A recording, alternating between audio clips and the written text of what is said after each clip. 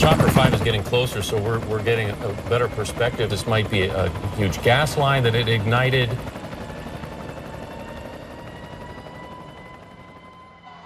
This was a horrific accident.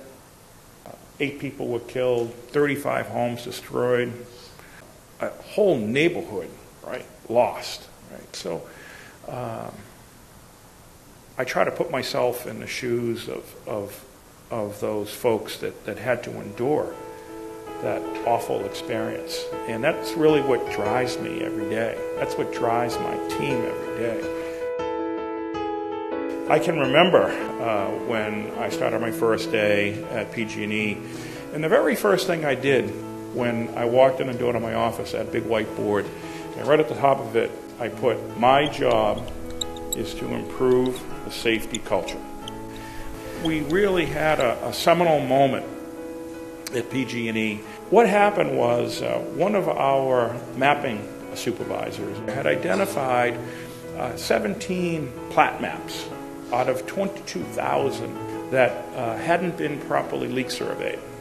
We self-reported that, and 3 weeks later we were fined $17 million.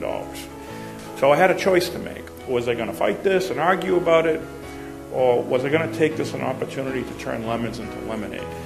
We broadcasted a communication from me to all 22,000 of our co-workers at Pg&E that I was proud of the employees that called this out. I was proud of the fact that we self-reported, and whether they find us $17 million or $70 million, I want us to do the same thing.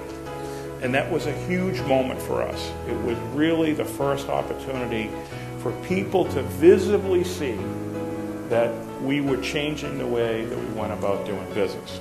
Our employees in the past were just not as willing to come forward and share all the particulars of an incident or a near miss.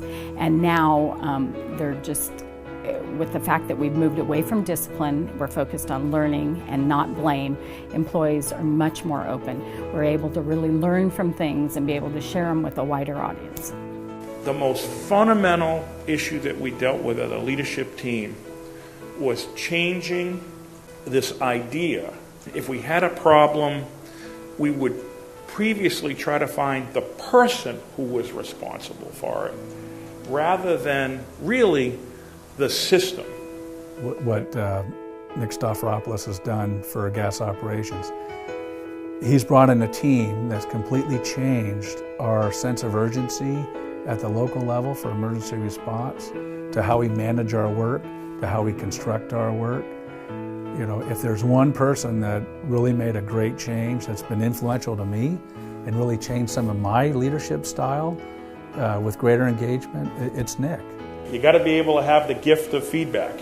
It's a very important part of building a strong safety culture, and it's humbling. It's humbling to look at these reports, but when you look at the companies that have the safest operations, they have the most engaged employees, the highest levels of customer satisfaction, best safety results, and they have the best financial performance.